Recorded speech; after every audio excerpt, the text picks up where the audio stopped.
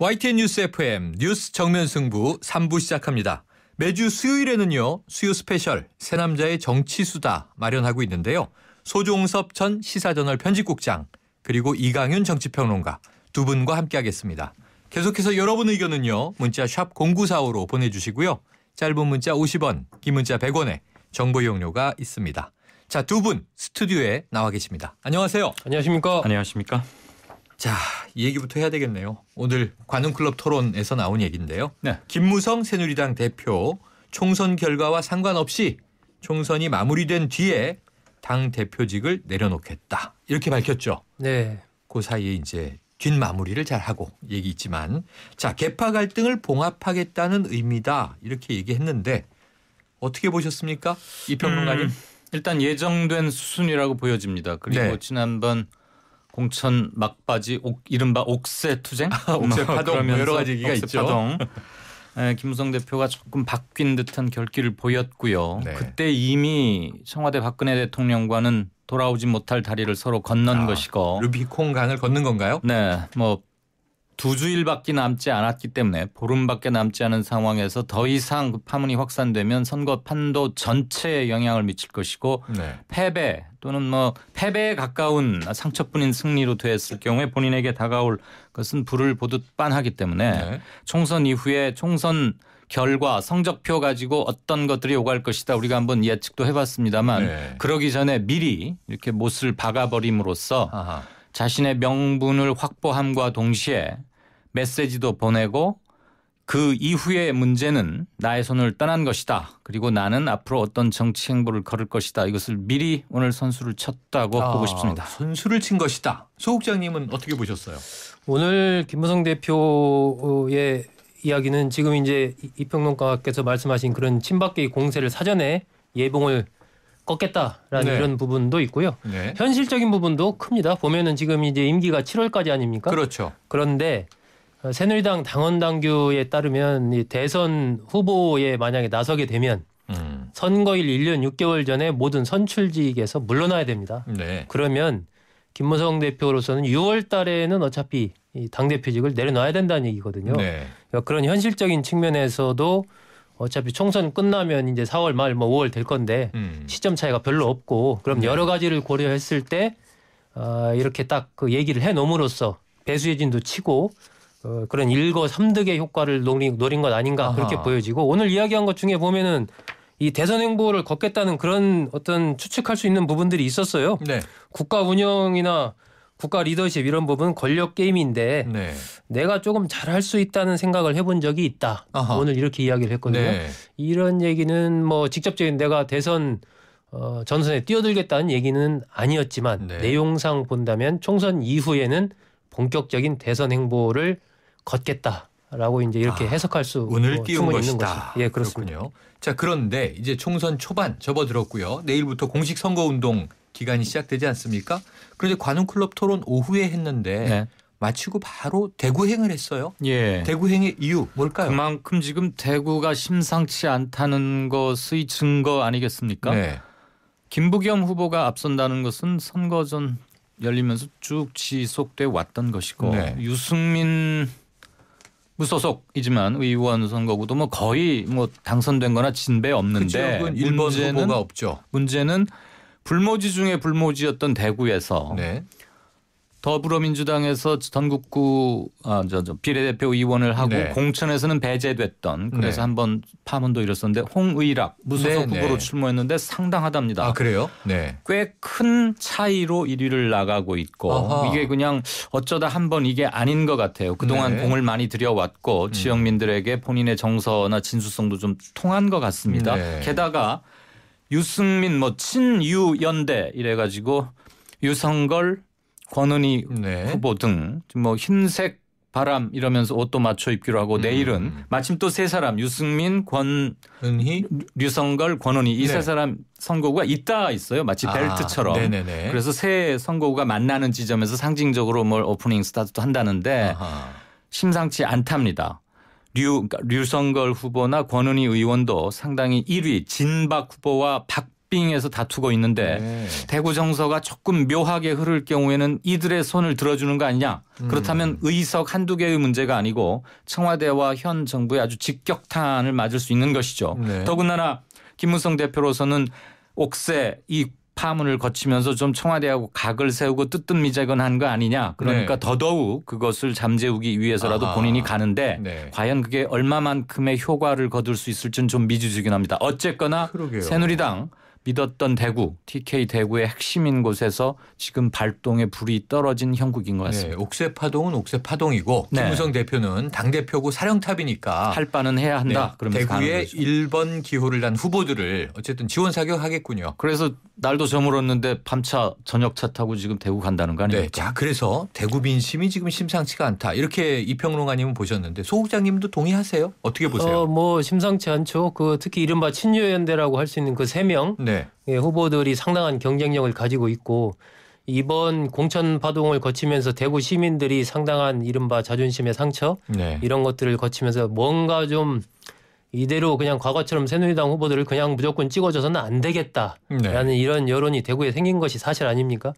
그러다 보니까 여러 가지 문제가 생기는 것이고 김무성 대표로서도 약간 곤혹스러운 부분이 있어요. 왜 네. 최근에 보면은 수도권 유세에 집중하겠다라고 김무성 대표가 밝혔지 않습니까? 그랬죠. 그러면서 그럼 PK나 TK는 어떻게 할 거냐? 뭐 그러면서 여러 가지 추측이 나왔잖아요. 네, 그렇기 때문에 일부러 예를 들면 김무성 대표가 뭐 유승민 의원 등등을 도와주려고 일부러 TK를 안 가겠다는 거냐? 뭐 이런 얘기들이 나왔으니까 김무성 대표로서도 어쨌건 당 대표 아닙니까? 네, 그렇기 때문에 그런 이야기를 나오는 부분을 마냥 도외시할 수도 없고 그러니까 나중에 선거전이 뭐 본격화된 그때 가기는 좀 어렵고 네. 시작되니까 한번 그래도 가서 당 대표로서 그런 모습을 보이는 것이 좋지 않나 이런 전략적인 네. 판단을 한 것으로 보이고요. 오늘 얘기 중에도 뭐 그런 얘기가 있었죠. 괜히 무소속을 건드리면 이게 커지기 때문에 네. 지역 주민들의 판단에 맡기는 게 좋다라고 그러니까 가긴 가지만 어쨌건 그 지역의 최종 판단은 당에서 뭐 굳이 막 이렇게 애쓰기보다는 어쨌건 지역 주민들의 판단에 맡겨서 나중에 복당 여부는 그때 가서 판단하면 되지 않느냐라는 식으로 이제 김무성 대표는 일종의 좀 절충점을 찾아가는 네. 뭐 그러한 전략적인 행보를 하고 있다라고 보면 될 것 같습니다. 자, 매도 먼저 맞자 이런 이제 심경일 것이다라는 추측들이신데요. 자, 어쨌든 오늘이 수요일이기 때문에 4.13 총선이 수요일이지 않습니까? 이제 정확히 2주 14일 남은 셈입니다. 예, 내일부터 자, 시작하죠 이제 선거. 내일은 공식 이제 선거운동이 시작되는 거고요. 한 총선 속으로 풍덩 들어가 보죠. 자, 여야 경합 지역인 수도권에서 일려다야인 곳이 105곳이나 되더라고요. 예. 자, 결국은 그렇다면 이게 야권 입장에서는 연대, 선거연대 최대 변수라고 볼 수 있겠죠? 그렇죠. 수도권이 서울 49, 경기 60, 인천 13 합쳐서 122곳. 네네네. 전체 253개 선거 중에 48.2%. 네. 본래도 중원이 승부처였습니다만 이번에 경기가 10석이 늘어나면서 두말할 필요 없이 가장 쟁점이 됐는데 조금 전에 네. 대구도 들어봤습니다만 여야의 전통적 텃밭인 광주와 대구가 예전과 다를 조짐이 지금 확연하지 않습니까? 네. 네. 광주에서는 뭐 더민주와 국민의당이 아주 팽팽하게 맞서고 그렇죠. 있고 의석수로는 국민의당이 한두 석 앞서가는 거 아니냐. 네. 그렇기 때문에 수도권이 더 풍향계이자 향후 정치적 패권 다툼 네. 그리고 진정한 민심의 확보라는 점에서 또 국민의당으로서는 광주 이외의 지역에서 한두 석을 얻어야지 네. 양당 구도 타파라는 자신의 정치적 슬로건이 일부 먹혔다고 할 수 있는데 네. 그렇지 않으면 사실상은 비토당했다 이렇게밖에 볼 수 없는 거 아하, 아니겠어요. 그렇죠. 호남 자민련으로 전락하고 나서야 네. 등 발언권이 세질 수 없는 것이고 3%포인트 이내에서 승부가 갈릴 곳이 대단히 많기 때문에 네. 이 105곳 중에서 한 반타작의 결과가 누구에게 가느냐. 네. 야권연대 없이 치렀을 때. 아하. 그렇는데 이 중에서 약 3분의 1 정도만이라도 야권연대를 이룸으로써 한 36, 40석 가까이를 만약에 야권에서 가져간다면 네. 새누리당의 압승 전략에도 상당한 차질이 예상되지 않을까. 네. 더군다나 지금 일부 지역에서는 이미 투표용지 인쇄가 시작됐지 않습니까? 네. 대개는 4월 4일까지만 어떻게든 단일화를 하면 투표 용지에 사퇴 이렇게 표기가 되니까 효과를 더 거둘 수 있다고 봤는데 그런 네. 점들이 많이 지금 막판의 변수로 제기되고 있습니다. 그럼 소 국장님도 야권연대가 이번 총선의 최대 변수로 꼽으세요? 최대 변수죠. 네. 왜 그러냐면 일단 뭐 수도권 자체가 122석이라는 자체가 규모가 제일 크지 않습니까? 그렇죠. 그리고 19대 국회의 경우를 봐도 그 당시에 이른바 5% 득표율 5% 차이로 승패가 갈린 곳이 수도권에서 31곳이었단 말입니다. 맞네요. 5% 차이. 네, 근데 네. 지금 특히 국민의당 후보들 수도권에 출마한 후보들을 보면은 적게는 뭐 한 5%에서 많게는 14, 5%까지 얻고 있어요. 네. 과거 19대 국회 때보다 훨씬 표를 많이 얻고 있습니다. 이것은 다르게 보면 이른바 이제 야권 분열 효과가 19대 국회보다 훨씬 더 클 수 있다는 것이죠. 커졌다. 그러니까 새누리당으로서는 이런 현재의 구도 자체를 유지해가는 것은 기본적으로 굉장히 유리한 환경에서 싸움을 하고 있는 것이고 반대로 야권 입장에서는 굉장히 불리하다라고 이제 판단을 하기 때문에 당연히 이제 더민주당으로서는 특히나 이 지역구별 그걸 통해서 이 야권 후보를 단일화하자 이런 이제 흐름을 가져가고 있는데 지금 보면 더민주 국민의당 후보 출마한 곳이 76곳이에요. 네. 정의당 후보까지 출마한 3군데가 다 출마한 곳은 24곳. 만약에 이런 구도대로 간다면 상당히 어쨌건 새누리당으로서는 굉장히 좀 유리한 환경에서 선거를 치를 가능성이 뭐 굉장히 높습니다. 네, 청취자 여러분께서는요. 지금 YTN 뉴스 FM 뉴스 정면 승부 수요 스페셜 새 남자의 정치 수다 듣고 계시고요. 지금 소종섭 전 시사저널 편집국장 이강윤 정치평론가와 대담 나누고 있습니다. 자, 야권연대가 최대 변수다 이렇게 두 분 다 동의하셨는데 그런데요. 이 안철수 대표가 다시 한번 야권연대 불가 입장을 밝히지 않았습니까? 그래서 자신의 지역구에서조차 노원병인데요. 여기도 이제 일려다야죠. 야권연대 없이 정면 돌파하겠다 이렇게 배수진을 쳤는데 이 평론가님 왜 그런 겁니까? 기회 있을 때마다 연대해야 한다는 압력을 받아왔고 네. 그럴 때마다 아니다. 반드시 양당구도 깨트리자. 혼자 지금 깃대를 짊어지고 외로운 싸움을 하고 있는 거 아닙니까? 네. 본인 선거구가 사실 초지일관한 거네요. 예, 본인 네. 선거구가 사실 지금 녹록치 않죠. 네네.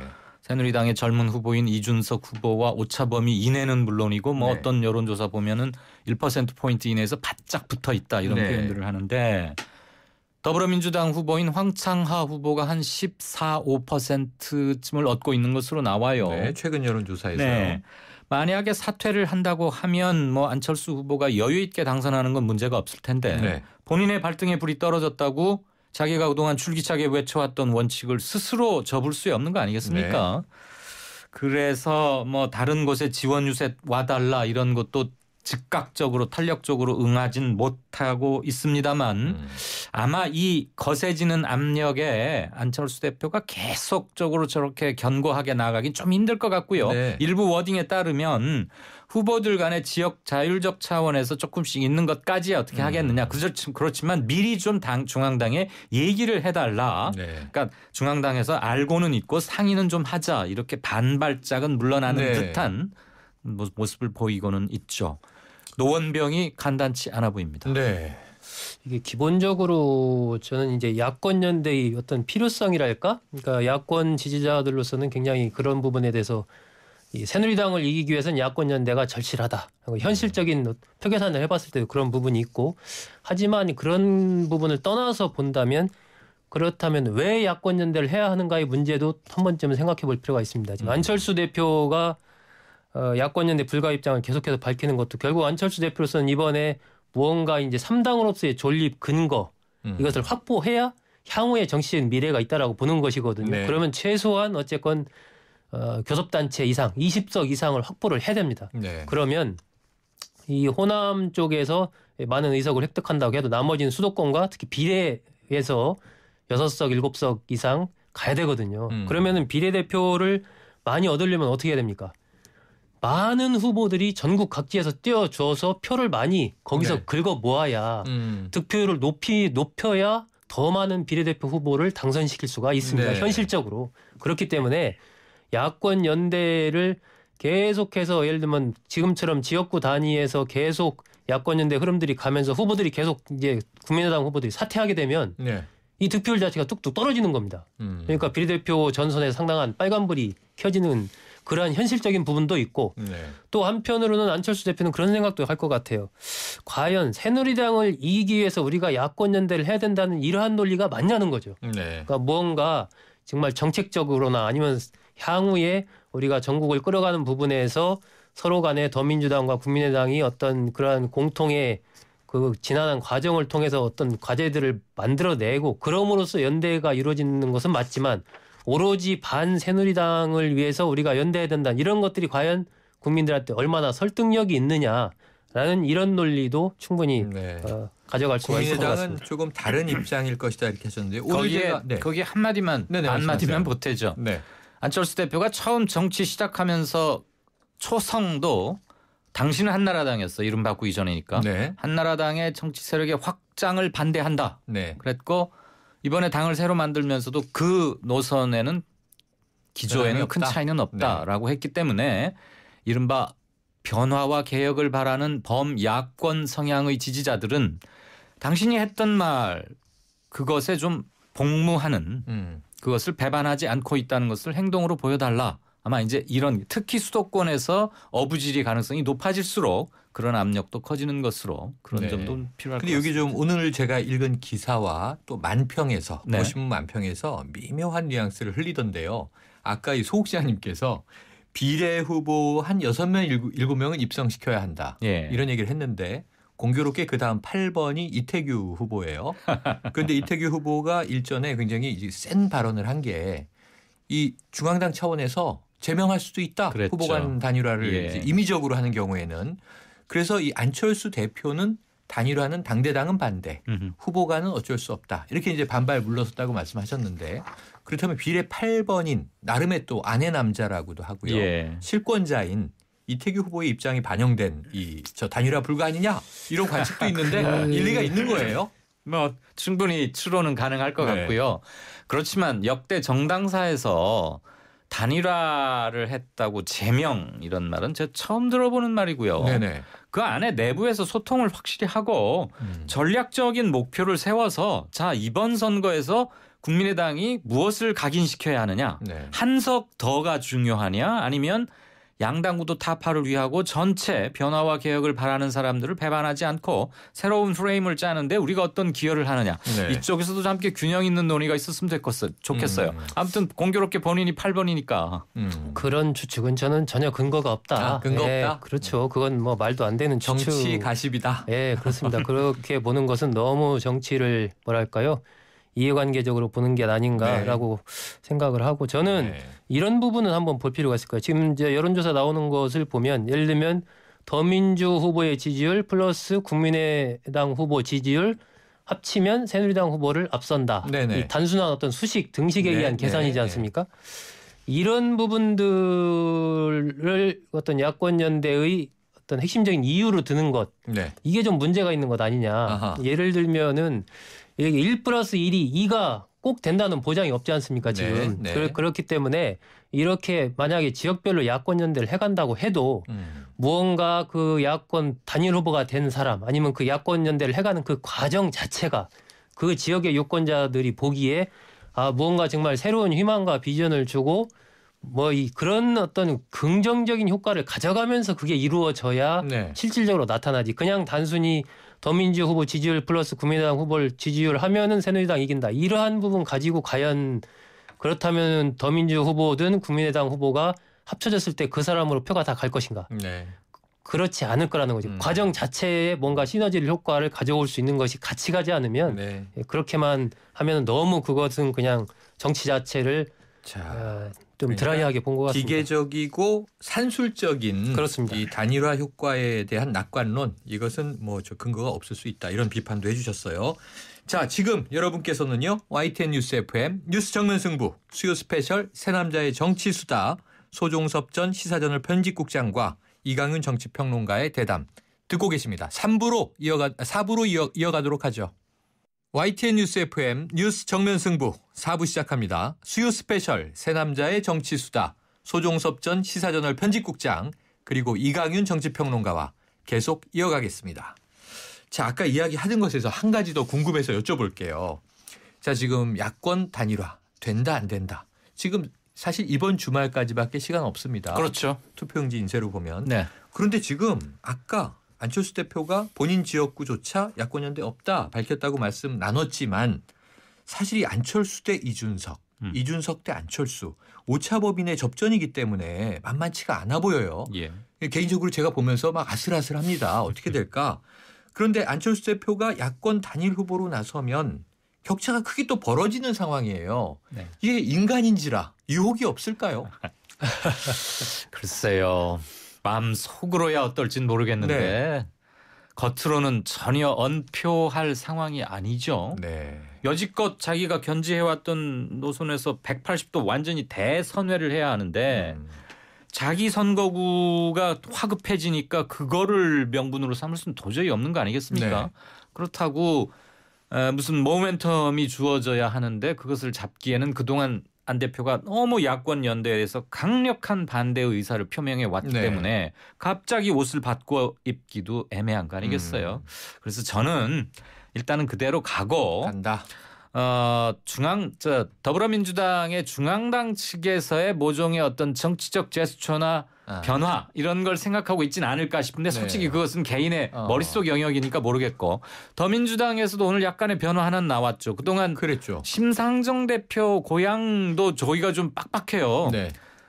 요번에 다시 리턴 매치를 갖게 되는 새누리당 후보하고 불과 300여 표 차이로 간신히 이겼었는데 그동안은 수원에 있는 박광원 의원이 출정하는 곳 거긴 또 정의당 후보는 박원석이라고 필리버스터 네, 스타이기도 했던 네. 비례대표가 이제 지역구로 나오거든요. 네. 그 두 곳을 좀 동시에 놓고 협의를 하자 그러다 깨졌지 않습니까? 그랬죠. 아주 비판 여론이 많고 하니까 오늘 더불어민주당에서 심상정 지역구 먼저 논의하겠다. 이 말은 사실 양보를 강력하게 네. 시사한 거잖아요. 네. 그렇다고 보면 굵직굵직하고 주목도가 높은 곳에서의 연대 움직임을 확실히 함으로써 여타 지역구에 던지는 메시지 파급이 크지 않겠어요? 네. 아마 그런 계기가 있지 않고서는 안철수 대표이자 후보가 자신의 지역구에서 먼저 뭘 어떻게 하자 이러진 못할 것 같습니다. 소국장님 어제 안철수 대표의 관훈클럽 토론이 있었는데 네. 그때 이제 아까 반발 물러선 이제 후보 간 연대는 어쩔 수 없다 이 얘기를 하면서 야권 연대가 안 되고 있는 거에 대한 책임을 김종인 대표한테 돌렸었잖아요. 네, 그렇죠. 김종인 대표부터 내부의 당내 이견을 조정하고 이야기하시오 이런 얘기를 했어요. 네, 네. 그랬는데 오늘 김종인 대표는 강력하게 야권 단일화 빨리 해야 된다. 시간이 없다. 이런 절박함을 또 시사했어요. 그렇죠. 그럼 좀 계기가 만들어지지 않는 겁니까? 지금 김종인 대표 보면 이제 정의당에서 당대당 그 야권 연대를 하자라고 하지만 더민주 입장에서 이제 당대당은 좀 어렵고 네. 지역구별로 하자 뭐 이런 이제 의사를 표명을 하고 있는 것이고 국민의당으로서는 지역구별 연대도 사실은 안 했으면 좋겠다는 내심 그러지만 안철수 대표가 그걸 전면적으로 딱 거부하긴 뭐하니까 지역별로 하는 걸 맡기는 좀 어렵다라면서 내심 좀 물꼬를 튼 네. 그런 상황에서 이제 중앙당에서 조금 뭐랄까요 이 좀 고삐를 지어가는 이러한 형국인데 저는 기본적으로 지금 안철수 대표의 지역구 노원병 이렇게 보면 결국 이 지역구 판세 자체는 야권에 굉장히 유리한 판세거든요. 네. 원래 토양 자체가 그런데 새누리당의 이준석 후보가 어쨌건 인지도가 굉장히 높은 신인이지 않습니까? 네. 하지만 또 지역 발전을 어떻게 불러올 만한 거물급 어떤 내가 예산을 뭐 엄청 끌어오겠다 이런 또 그런 후보는 또 아니거든요. 네. 그래서 결국은 지역민들이 어떤 이 대선 주자로서의 안철수를 상징적으로 키워줄 것인가 네. 아니면은 이제 정말 여권 후보들이 똘똘 뭉쳐서 이준석 후보를 지원함으로써 이변이 일어날 것인가 그런 부분인데 저는 안철수 대표가 선거운동 기간에 무언가 승부수를 던질 가능성이 굉장히 높다고 봅니다. 아하. 그러니까 엊그제 관훈클럽 토론회를 저도 이렇게 보면서 만약에 이번에 지역구에서 지게 되면 거기에 대해서 책임을 지겠다 뭐 이런 얘기를 했거든요. 그렇다면 저는 안철수 대표가 이런 팽팽한 이런 지역구 내에서의 형국을 어차피 그리고 지금 안철수 대표는 지원 유세를 안 다닐 수가 없어요. 수도권이든 뭐 호남이든 지금 뭐 몸이 10개라도 지금 다녀야 되는 그런 네. 상황입니다. 지역구에 신경을 많이 쓸 수가 없는 구조적인 그런 문제가 있기 때문에 그렇다면 크게 가야 됩니다. 크게 가야 되기 때문에 안철수 대표가 저는 선거 전에 무언가 빅 이슈를 하나 던져서 승부수를 걸 것이다. 자기와 관련된 아하. 지역구와. 결국 그런 부분은 제가 보기에는 만약에 내가 지역구에서 패배하게 된다면 뭐 정계를 은퇴하겠다든지 뭐 이런 류의 뭔가 좀 그런 걸 강하게 던짐으로써 그 노원병 유권자들의 그걸 끌어들이는 그런 카드를 쓸 가능성이 높다. 네. 저는 그렇게 봅니다. 야권 단일화 문제를 다루다 보니까 그동안 우리가 양당 이야기 많이 했는데 국민의당 이야기가 항상 좀 밀려왔어요. 맞어요. 오늘 몰아서 많이 하는 건데 자 그럼 이제 마지막으로 안철수 대표 관련해서 하나만 여쭤볼게요. 당내 의원들이 지금 전국 선거에 대표가 나서야 한다. 지역구는 버리세요. 이런 얘기를 했단 말이에요. 이 버리세요가 무슨 뜻인지도 좀 모호하지만 지금 지역구에 뭐 올인해서 먼저 본인부터 살아야 되는 겁니까? 아니면 전국 선거 뛰어야 됩니까? 이걸 뭐 어떻게 정말 몸이 하나인데 병행해야 됩니까? 이 평론가님 어떤 전략을 쓰는 게 안 대표를 위한 조언으로 좀 해 주실 수 있겠어요? 그래서 차제에 지역구는 포기하고 비례대표로 오고 네. 안 대표가 전국을 좀 골고루 힘을 써라 그런 얘기가 있었는데 타이밍이 지났잖아요. 그거를 받아들이면 네. 마치 뭐가 무서워서 피하는 듯한 이미지를 주기에 충분했고 비겁해 보일 수 있다. 네, 새누리당 이준석 후보의 출마 선언 타이밍도 굉장히 빨랐죠. 네.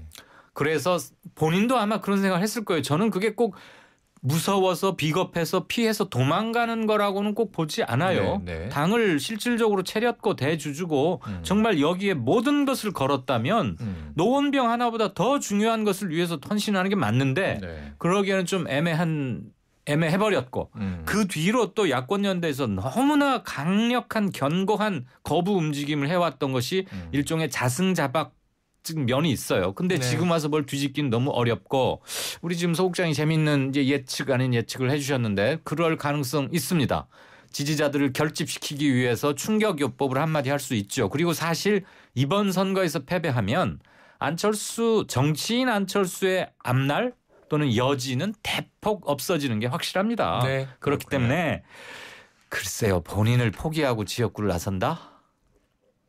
그건 특별한 언급은 하기 대단히 어렵지만 그래서 권역별로 나눠서 아마 서울 정도까지만 안 대표가 좀 신경을 쓰지 않을까. 네.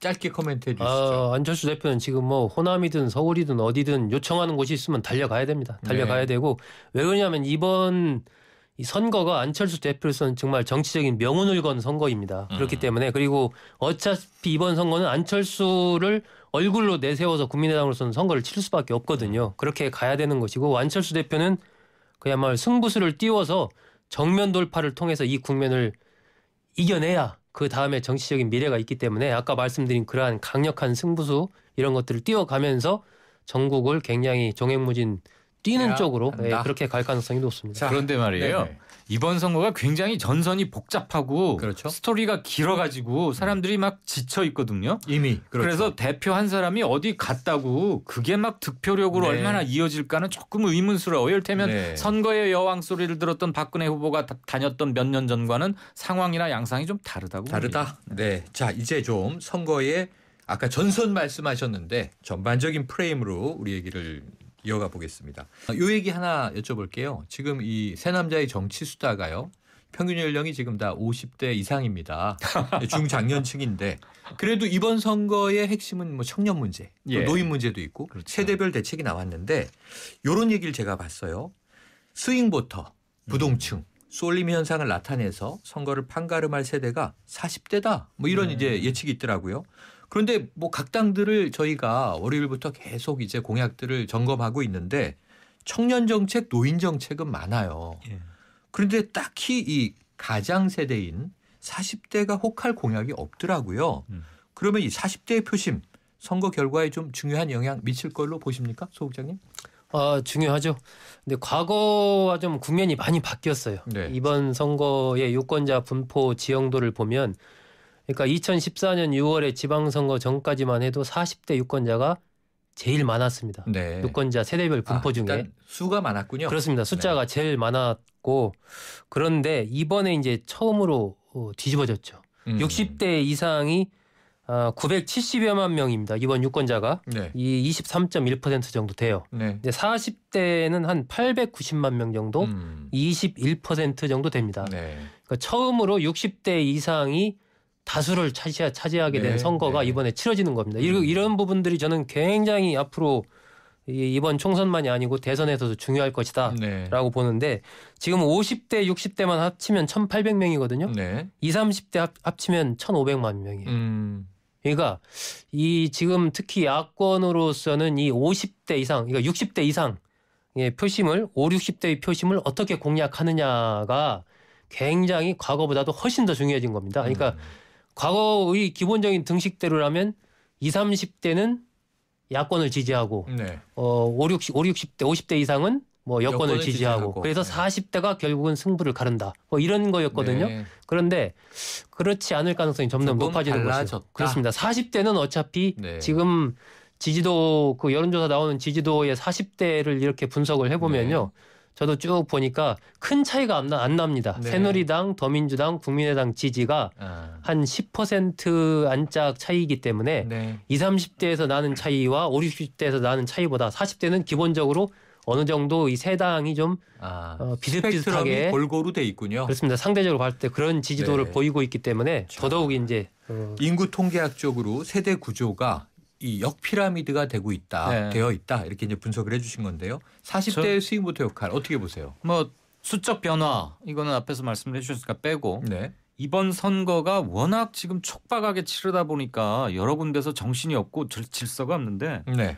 가장 큰 특징 중에 하나가 공약이 전혀 안 보이다가 공약은 전혀 관심 사항도 아니다가 부랴부랴 뭘 정리하고 나니까 각 당에서 준비해냈던 걸 한꺼번에 내놓으니까 네. 각 공약을 통해서 각 정당의 아이덴티티나 뭐 브랜드 공약도 잘 눈에 안 들어오는데 40대들이 마음이 뜨는 것은 당연해 보여요. 왜냐? 네. 두 가지의 공통적인 고민을 안고 있는 게 40대입니다. 네.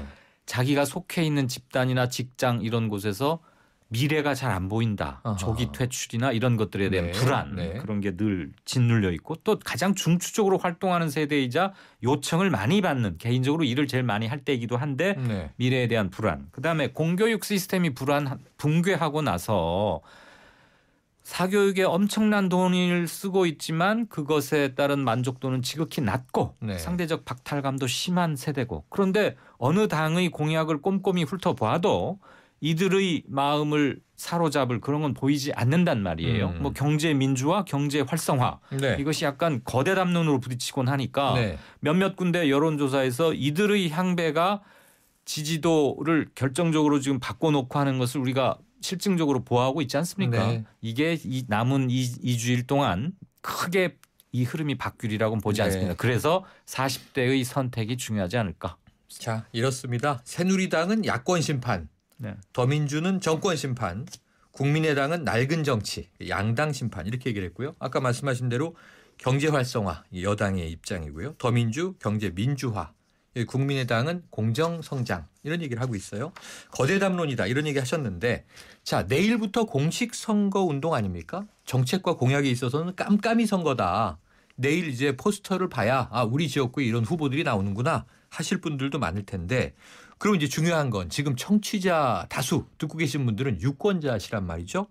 내일부터 우리는 어떻게 유권자는 이 총선 투표에 대한 준비를 할 것인가 좀 조언을 주셨으면 좋겠어요. 소 국장님 해안을 주소서. 기본적으로 저는 그 집에 이제 공보물이 오지 않습니까? 그렇죠. 저 같은 경우는 지금까지 제가 감히 말씀드리건데 공보물을 저는 꼼꼼히 봅니다. 네. 저도 모르는 사람들이 있어요. 평론가라 그러신 건 아니고요. 꼭 그런 건 아닙니다. 네. 제가 평론하기 전에도 네. 잘 봤습니다. 여러 가지 의미에서. 그런데 저도 모르는 후보들이 이제 출마해서 뭐 공보물도 어떤 후보는 뭐 수십 페이지 달하고 어떤 후보는 뭐 2페이지고 여러 가지 네. 그 돈에 따라 차이가 있지 않습니까? 네. 그런데 이제 3일 날부터가 선관위에서 그걸 공보물을 발송을 하거든요. 저는 방송을 듣고 계신 청취자분들이 어쨌건 그 지역의 후보를 뽑는 거 아닙니까? 지역을 대표하는 그렇죠. 후보. 그렇기 총선은 때문에 그렇죠. 큰 이제 지금 공중전 차원에서 뭐 여야의 공약이라든지 뭐 큰 게 가지만 그보다 더 중요한 것은 어쨌건 우리 지역을 이 사람이 정말 대표할 만한 사람인가 어떤 지역과 관련된 구체적인 생활 밀착형 공약을 내놨는가 이런 부분들이 사실은 더 네. 중요하거든요. 네. 그걸 알려면 그 공보물을 꼼꼼히 보셔야 됩니다. 그리고 공보물을 도저히 볼 수 없는 어떤 상황이다. 그러면 지금 전국에 내일부터 벽보가 쭉 붙지 않습니까? 네. 그러면 벽보라도 꼼꼼히 보셔가지고 이 사람이 어떤 성장 과정을 거쳐서 성장했고 현재 어떤 직책에 있고 어떤 내용을 주로 내세우고 있구나. 이것을 기본으로 해서 네. 판단을 좀 하는 게 일터가 필요하지 않나. 동네와 멀 수도 있기 때문에 지금은 검색하면 인터넷에 또 다 나와요. 자, 그렇죠. 예. 이 평론가님 어떤 조언 주시겠습니까? 유권자들을 위한. 사실 대한민국에서 국민으로 살아야 한다는 것은 참 여러 가지로 바쁘고 힘들고 공부도 많이 해야 합니다. 무슨 큰 일이 터질 때마다 새로운 용어도 나오고 하는데 언론 매체 이런 것들 많이 참고하시리라고 네. 믿고요. 요즘도 선거판만 열리면 그런 사람들이 아직도 있더라고요. 내가 몇 표 가져다 줄게 하면서 후보에 접근하는 사람들. 네. 그리고 동네의 소규모 커뮤니티에서 마치 오피니언 리더처럼 하는 그런 것들에 너무 현혹되시지는 말고 네. 매스미디어 참고하시는 게 아무래도 좋겠죠. 정보화 사회니까 네. 정보를 참고하셔야겠습니다. 자, 지금까지 수요 스페셜 새남자의 정치수다 소종섭 전 시사저널 편집국장 그리고 이강윤 정치평론가와 함께했습니다. 오늘 말씀 감사합니다. 감사합니다. 고맙습니다.